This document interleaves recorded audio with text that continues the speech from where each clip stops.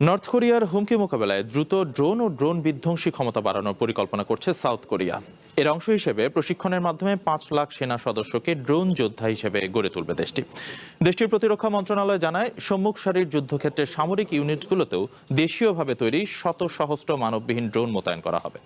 প্রতিরক্ষামন্ত্রী আন গিউ বাক জানান, 2029 সালের মধ্যে সেনাবাহিনী, নৌবাহিনী, বিমান বাহিনী ও মেরিন বাহিনীর জন্য 1,10,000 ড্রোন উৎপাদনের পরিকল্পনা ছিল। তবে পরে এ সংখ্যা কমিয়ে প্রায় 60,000-এ নামিয়ে আনা হয়। এর মধ্যে প্রায় 11,000 ড্রোন 2026 সালেই চালু করা হবে। প্রতিরক্ষা মন্ত্রণালয় আরও জানায়, এসব ড্রোন সব বাহিনীকেই দেওয়া হবে, যাতে প্রতিটি সেনার জন্য ড্রোন একটি নিয়মিত হাতিয়ারে পরিণত হয়।